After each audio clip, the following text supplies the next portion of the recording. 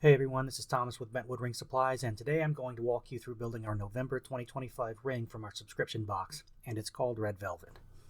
In your box, you're going to find one white ceramic 8/4 ring blank that's 8 millimeters wide with a 4mm channel, 1 gram of our OP17 Fire and Snow crushed synthetic opal, our Veneer coiling tool, a 10-pack of diamond files with storage, and 2 different packs of 4mm wide Veneer inlays.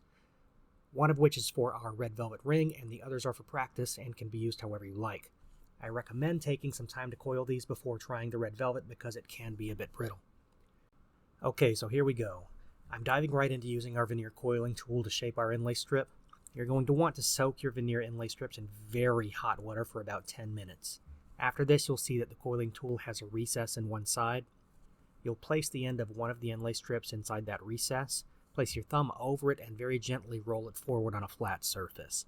The goal is to overlap the end you placed into the recess, and with gentle, firm pressure, continue rolling the Veneer forward until it's completely coiled. You'll see here that I get close, but the tail end broke off.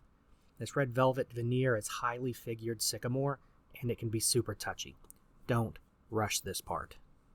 Once I've completed my coil, I'm going to loosely wrap a piece of hook and loop around it, and then gently remove it from the coiling tool. Once it's off, you can let it dry naturally, but what I'm going to do is use a heat gun and some tweezers to dry it rapidly. It will not take much.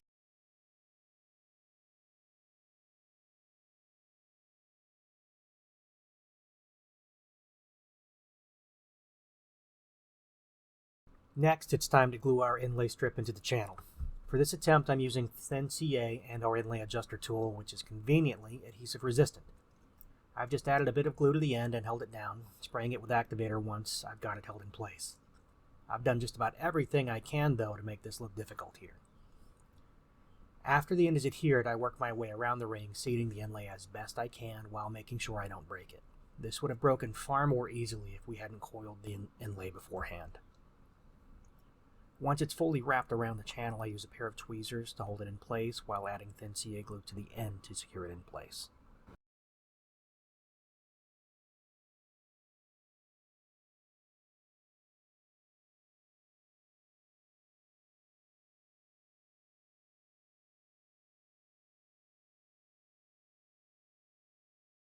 Now we have our inlay fully in place, but we still need to soak it in thin CA to adhere it fully within the channel. This part is pretty simple, but watch me make it a pretty serious mistake here in a moment. Alright, so I sprayed it with too much Activator, and what we've got here is a perfect example of blooming.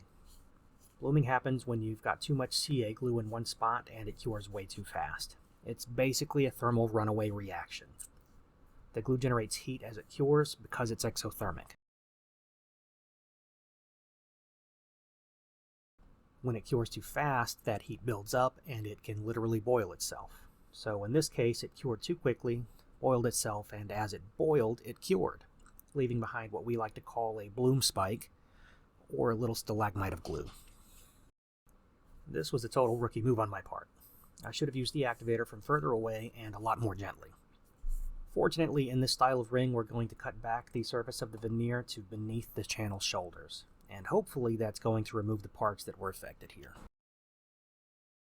Now, if you hadn't noticed from the beginning of the video, we're making two versions of this ring. The first one is going to be only Veneer inlay, and the second one is going to have an additional channel cut out and inlaid with crushed synthetic opal. So we're going to be doing the Veneer part of this inlay one more time, and I don't disappoint, I make it look hard again.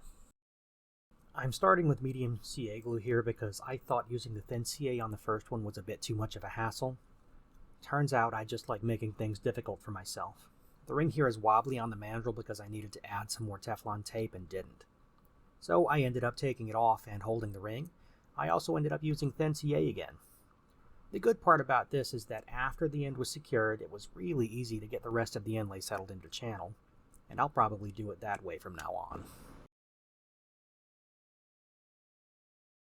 Next, we're gluing the end to secure it, and then we're going to learn from our previous lessons and add our thin CH glue to the entire ring, letting it soak in enough to secure the entire inlay, and then being much more gentle with our Activator. Right? Right.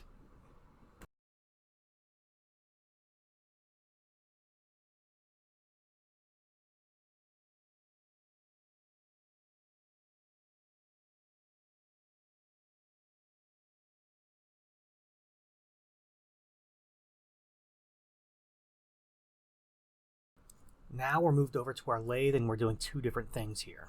Number one, we're going to cut back the wood veneer on ring number 1 and get it ready for a finish. Number 2, we're going to cut an inlay channel into ring number 2 and get it ready for the inlay step. But first, we need to bring the high spot down to flush with the ring, and I'm just going to use some sandpaper for that. Next, we're just going to explore a few ways to remove material from the ring and recess the inlay. First, I'm using a diamond file. It's pretty aggressive and I need to be very careful not to touch the ceramic with it. We need to remove more material from the center and then work our way to the edges if we want to get a nice even removal of material.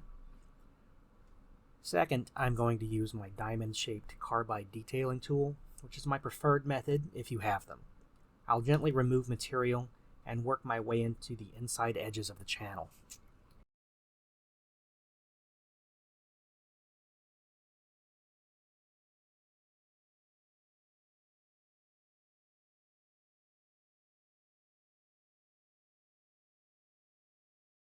There are some little issue spots that I'm just going to use sandpaper on to remove, though we could likely get some decent results from the beginning with folded sandpaper if you don't have the other items.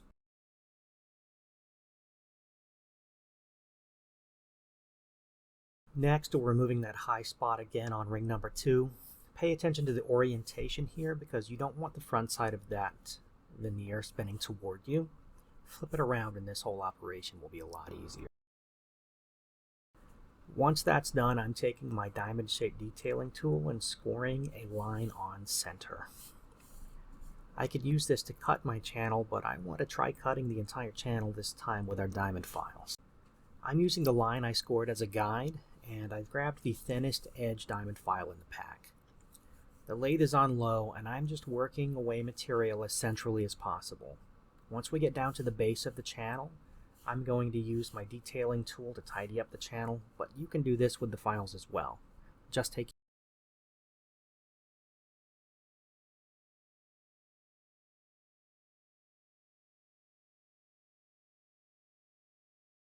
I switched to another file that's more square, and this is the one that I think has the best profile for working this channel all the way down.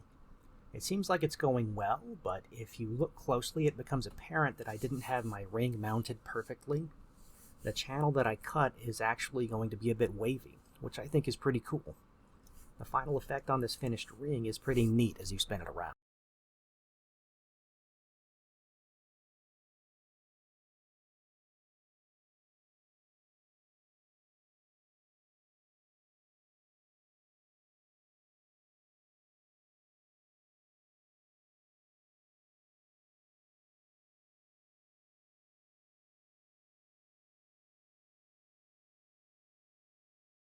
Now we're ready to inlay our new channel. There's nothing special about this next operation, and I'm going to do it like I would any other ring. I'm color matching the channel with white acrylic paint since our opal is white, and this will help keep the color of the veneer from bleeding into the opal.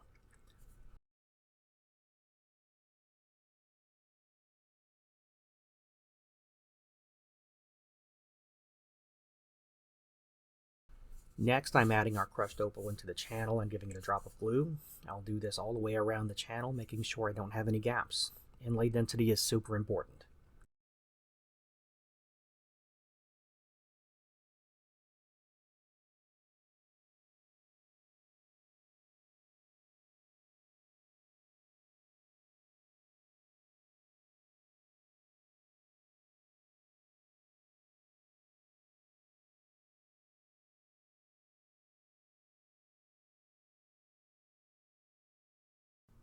Once I've worked my way around the entire ring, it's ready to go back to the lathe to be cut back and prepared for its finish application.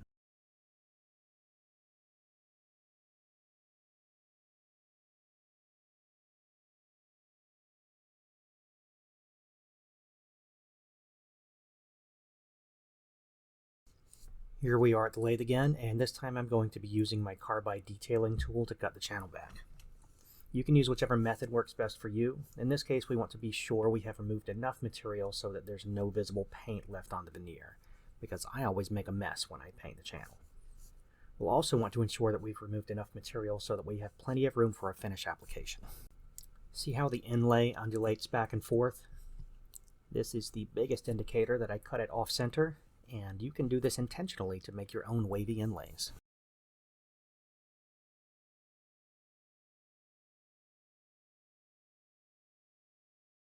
Now that I've tidied up this channel, we can move over to our finish application for both rings.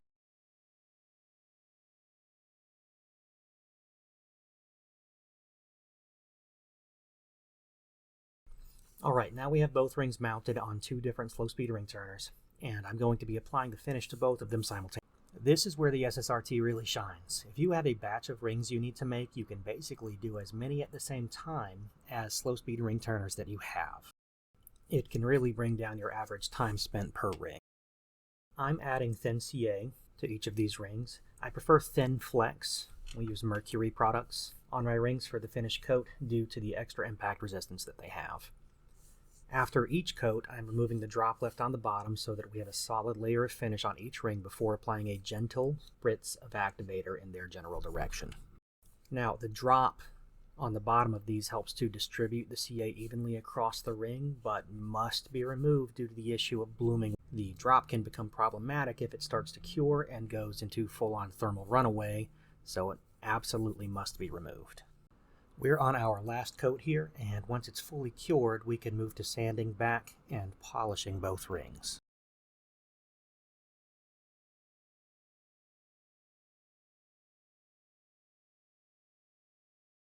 We've moved back to our lathe again, and now I'm going to start sanding the CA that we just put on back to flush with the ring. One very important thing to note here is that our ceramic ring blank is very hard. It's not going to be damaged by this type of sandpaper unless I'm being very aggressive. What this means is that once I'm done removing all of the excess CA glue, there isn't going to be anywhere else to go unless we sand it down into the channel. This is a critical part of making these kinds of rings with ceramic and tungsten ring blanks. What I like to do is make sure that all of my aggressive sanding is done before the last few layers of CA are removed from the outside of the ring blank. That's 150 grit, 240 grit, and 320 grit.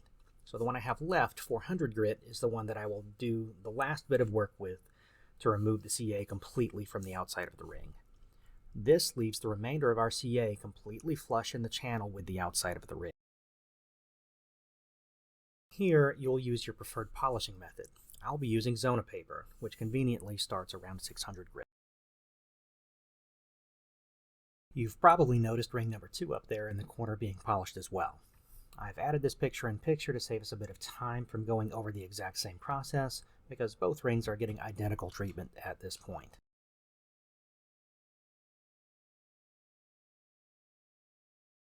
We'll go through the motions with our Zona, and after that I'm using the last 3 grades of our diamond polishing paste, which will take our polish to the next level. It's not necessary for you to use the diamond polishing paste, but I feel like it unifies the polish across the ring, since it does remove material from the ring itself.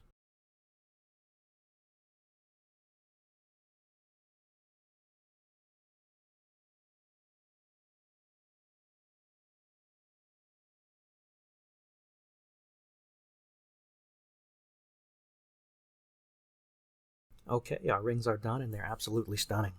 I appreciate all of you watching, and if you want to see more, please click that subscribe button. This ring is part of our September 2025 subscription box, and there's a new design every month, complete with materials, tools, and step-by-step support. You can grab yours at bentwoodringsupplies.com. If you'd rather just wear this instead of making it, I'll be releasing a finished version soon over at foremanforgeddesigns.com. Thank you everyone for watching. I'll see you in the next one.